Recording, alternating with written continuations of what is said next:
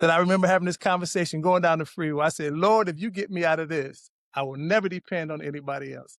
That's when I had that mindset change, because it's all about mindset. And a real estate agent came over our house not too long after that. He was trying to sell us a life insurance policy. And he said, you know what I do on the side? I invest in real estate. It's a good passive income. And that's what you should do as a musician. I was saying, I don't have any money and don't know anything about real estate. And he said this, you don't need any money and I'll show you how to do it. And I would say about a month after that, we had our first 2-family flat deal that was cash flowing. That's how I got started in it. Welcome to the Real Estate Pros Show, where we interview real estate investing professionals from coast to coast, as well as the service providers that serve the real estate investing industry. Our goal is simple: share what's working now to help you improve and scale your business to the next level and meet the pros that can help you get there.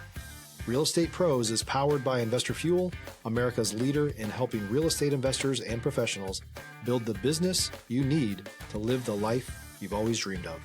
Let's start today's show. Property insurance for real estate investors doesn't have to be difficult, but it does need to be there to protect you when you need it. MyInvestorInsurance.com not only provides insurance at 15 to 30% cheaper than traditional agencies, it's built specifically for real estate investors like you. You can set up an account in about 2 minutes, get quotes on properties, turn on and turn off insurance for your fix and flip or rental properties in around 2 minutes without having to talk to anyone directly, all through our portal. There's no better way or faster way to make sure you've got the coverage you need to protect you, and no more lengthy policies either. Once you're set up, you're billed monthly and prorated by the day for however long your policy is active. It's powered by MSI, the third largest independent MGA, with 1.5 million customers and more than $1 billion in cumulative premiums written. Get set up today in about 2 minutes at myinvestorinsurance.com/fuel. Hey folks, welcome back to the show. Today's guest, Tim Bowman, is a Billboard chart topper who leveraged his global music success into financial independence through real estate and now coaches people towards generational wealth. Tim, welcome to the show. Thank you for having me. How are you? It's great to have you on. I'm doing well. I listen to a lot of the music and I'm very interested in talking about how that is joined in and synergistic with the real estate. Before we get to that though, how did you get into the real estate space? What happened was I started at age 22. I was playing with one of the biggest gospel groups in the world at the time.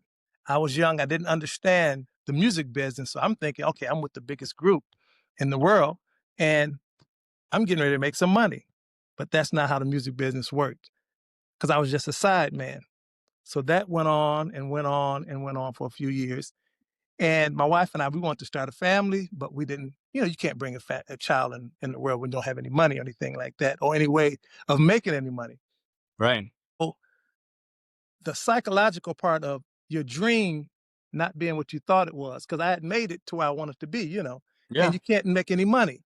So after a while, we came off of tour and I was just psychologically wrecked. I said, honey, we need to make some money. And I got so low mentally about our financial situation that I remember having this conversation going down the freeway. I said, Lord, if you get me out of this, I will never depend on anybody else. That's when I had that mindset change, because it's all about mindset. And a real estate agent came over our house not too long after that. He was trying to sell us a life insurance policy. And he said, you know what I do on the side? I invest in real estate. It's a good passive income. And that's what you should do as a musician. I was saying, I don't have any money and don't know anything about real estate. And he said this, you don't need any money and I'll show you how to do it. And I would say about a month after that, we had our first 2-family flat deal that was cash flowing. That's how I got started in it. I want to know about that deal. Let's get a little granular, Tim, into that deal. So musician touring, you're thinking, okay, I got to make some money. Come across an agent says to you, you don't need money to invest in real estate. Right. I remember when I heard this, I said, well, how does that work? How could that possibly work? But I was instantly intrigued. Walk me through that first deal. How did you get it under contract? I mean, a month is a pretty short time. So what happened was he said, let me talk to my real estate agent, the one that I use for my investments. A week later, he called and said, she wants to meet you. I said, we don't have any money. He said, just come and meet her. She asked us could you scrape up $1,000? And she said, because I have a 2-family and this couple wants to do a land contract, a 3-year land contract. I didn't even understand what that was at the time. There was no AI. There was no, Google. It was none of that. What is that? And so we met her and she explained. And you know what? She was standing in front of the house telling us what was happening. I said, give us a week. We'll scrape up this $1,000. We scraped up the $1,000. She worked out the deal with the couple that was selling because they had it for like 30, 40 years. And like I said, it was a 4-month period from the time he said that. Then the week between and another 3 weeks, total 1 month, we had 2 units that was cash flowing. And I'm looking at my wife when those money orders came in. Back then, they were sending money orders in, they'd mail you money orders. I was like, babe, we're making money in the real estate business. You said, we're really doing this. We're really doing this. That first deal, you got that proof of concept. You're also Exactly. like, okay, I'm hooked now. I want to get a little bit granular into that deal. Was it seller financing? $1,000? I mean, to our audience who may think, how could you buy a home with $1,000? Was these distressed sellers? Were they losing the home? What was the situation where they parted ways for $1,000? Stop living on an island and join the #1 mastermind in America for professional real estate investors. Investor Fuel is a community of hundreds of the nation's top investors working together to build stronger businesses and better lives. In addition to the amazing community of real estate investors acting as a board of advisors for one another, Investor Fuel members have access to 100% funding on purchase and repairs for our members only, a health insurance program, and benefits and discounts that more than pays for the membership of most of our members, meaning it's actually costing you money to not be a member of Investor Fuel. If you're looking to scale your business and build a business that allows you to live the life of your dreams, please visit investorfuel.com today and book a call with our team. It was a $1,000 deal, and it was distress. I mean, it wasn't.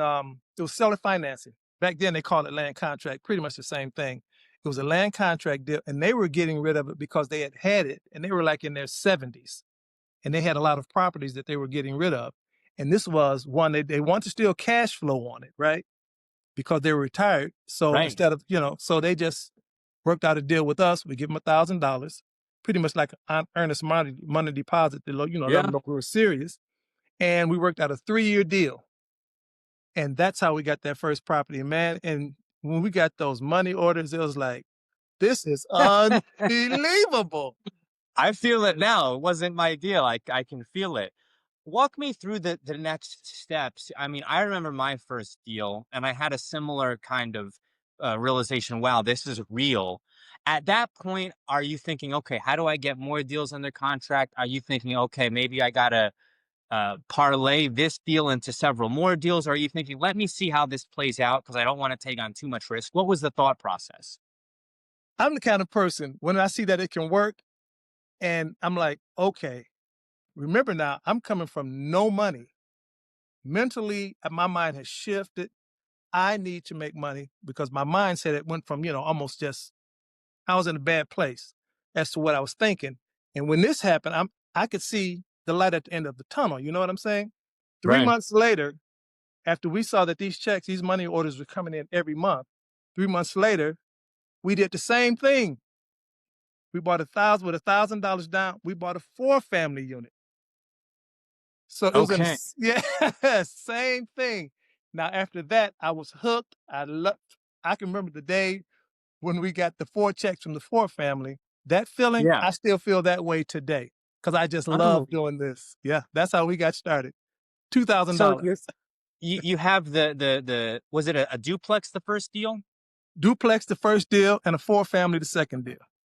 Duplex and the quadplex, and you're saying, okay, I've got enough proof of concept. This is paying bills. I'm getting money orders coming in. Yes. At that point in time, I imagine it was a total shift. I imagine you're going in your music career, and now you have almost a renewed sense of enthusiasm because that stress is taken off, and you're looking at the real estate deals. Yes. What happened was it just felt like the weight of the world was off my shoulders because the duplex paid the upstairs unit paid the land contract, and the lower unit paid our house note, or my car note. Then 3 months later, we got the Four-plex, and that paid the rent. So we got our car note and our rent is being paid by our passive income. And now we're able to save, right? And all the pressure that I had on the music was gone. All that was gone. If I travel, I travel. If I don't, I don't. Now, at this point, I was just a side man. I hadn't started my own career, but just the psychological turn and the mental relief that I felt that we were making passive income at that level. Yes. Did that, and I don't know if there's, because I haven't spoken to too many musicians. I've had a couple on the show, but did any of the real estate knowledge, whether it's contracts, whether it's negotiations, whether it's problem solving, did that assist in any way musically with the music business?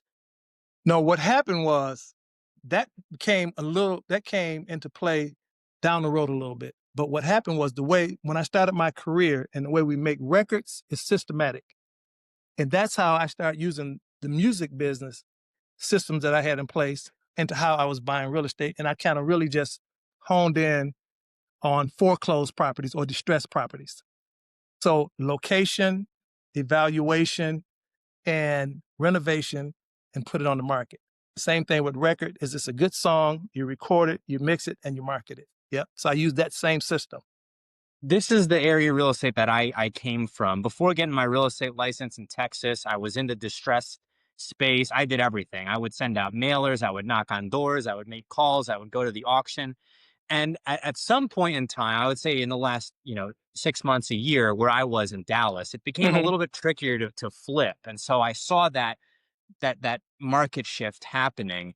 But I've heard great things about Detroit still. And we were talking Yes. before on the podcast how it's still hot. You've got great deals even on Yes. market. Yes. Walk Yes. me through what's the vibe like? What's the market like in Detroit in the single family space? If you're looking for consistent, high-quality leads, look no further than Investor Machine. Investor Machine isn't just another agency, it's the most sophisticated, data-driven lead generation company on the planet for real estate investors, and serves the role of being not just a lead generator for your business, but a marketing partner that is helping you achieve your goals along the way. Go to investormachine.com to learn more and schedule a call with our team today.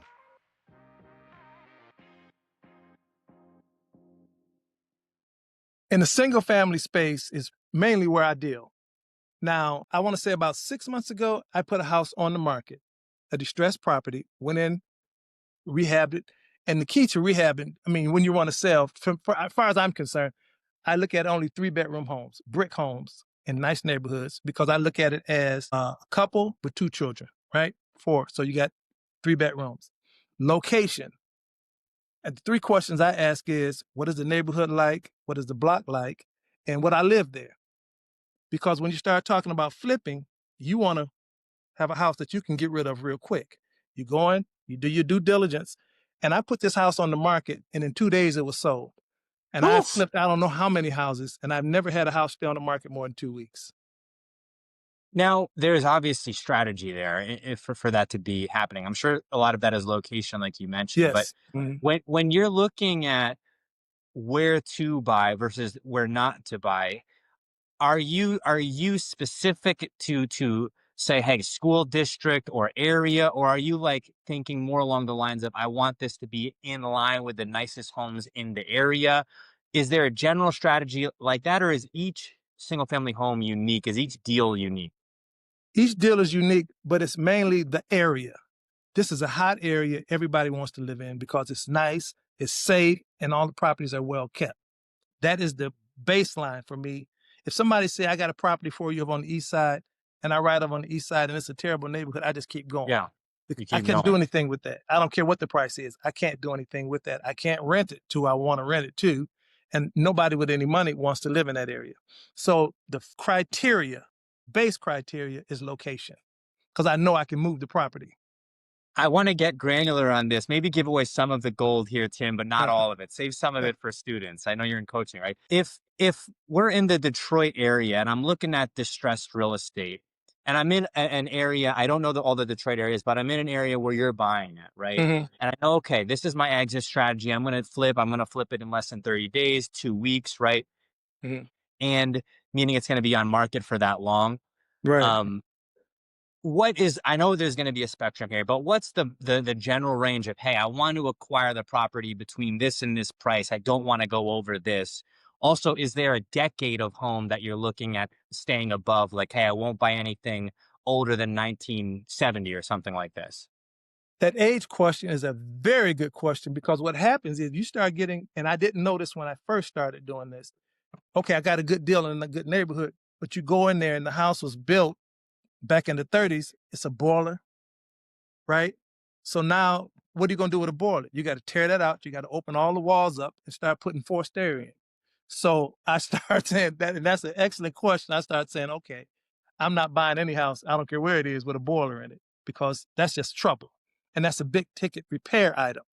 Yep. Okay, so that was number one. And the first part of your question was, First part of the question is, when we talk about distressed real estate in Detroit, I'm a little bit of a fish out of water. What's the ballpark range of, hey, you want to be buying homes within this and this price for an exit of X? right. So the way I look at that is, I don't put a percentage on it. I say the minimum deal I want to make sure the amount of money I want to walk out of this deal is $25,000. That is the minimum. So that has everything to do with the base of location. What are the houses running? If they're running 150,000 in this area, I want the house for 75,000, 80,000, because I know then I'll go and do my due diligence and see how much the renovation is going to cost. If you're a new or newer real estate investor looking to launch or grow your real estate investing business, please check out Investor Fuel Club. It's a coaching community, but unlike anything you've ever seen before. And you can actually partner with members of our mastermind from coast to coast on deals right in your market. There's no better opportunity to build a consistent business than to literally partner with pros to help you avoid costly mistakes, avoid the need for capital to do deals, and help you eliminate your fears as you're starting your business. Learn more about Investor Fuel Club at investorfuel.com/club. And if I got it for 75,000, knowing it's 150, I go in there and put, we'll say, 25,000 in if necessary, the least amount. Then I know I got some room, $50,000 to play with. So after everything is paid off, I can walk out there with a minimum of $45,000 in a Detroit real estate. 60-day period. That's just the Hey, formula I use there. there's going to be more people now looking at Detroit real estate after we gave them this gem. I do want to ask you, I hear a lot of folks on this show, but also in other shows that I've listened to, talk about doing this remotely, out of your area or in other states. For my money's worth, it's challenging. I can't imagine doing flips where I don't have knowledge of the area in a very personal way. What's your process, and what's your thoughts on buying real estate to flip out of areas that you're familiar with? My expertise is I need to see it. I just need to see it because I don't know the area. I don't know who I'm dealing with. If I can see it, and by me being from where I grew up, I'm here. I know what areas are hot. I know where I can make money. I don't have to guess. I don't need to say, well, I'm going to buy this property because I saw it on the internet. It could be in the middle of an industrial park. Right. And I got the property for a good price, but I'm stuck with it. I know a deal of a guy. He bought a house. His plan was to make $60,000 on it. He got a good deal on it, and he made the house look like $1 million, but he couldn't sell it because it was in a bad neighborhood. Yep. Priced out He of the want, market. people that want with that kind of money didn't want to live there. So I need to just my strategy is I need to see it. I need to walk the block, the neighborhood, before I put a dime in it, because I need to know I can sell this property, because I'm not worried about the renovations. I know they're going to be on point. I just need to know I can sell it because people want to live in this particular area.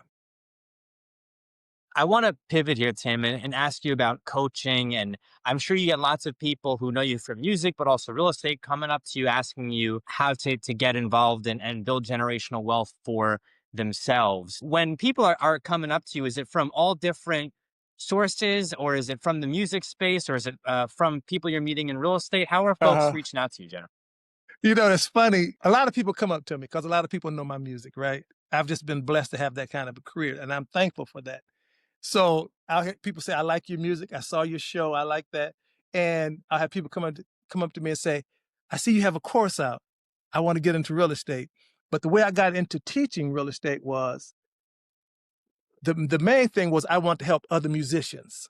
I remember there was a time when I was on the road, and I grew up listening to this particular musician. I was a fan, and I had a chance to meet him. This was back in the mid 80s.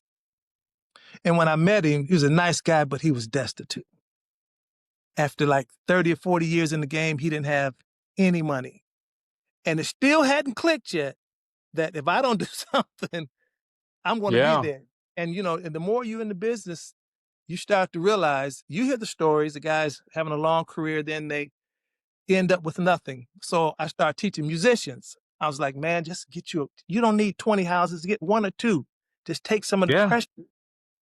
pressure off your music. So, you don't wind up flying from Detroit to LA for $150, that kind of thing.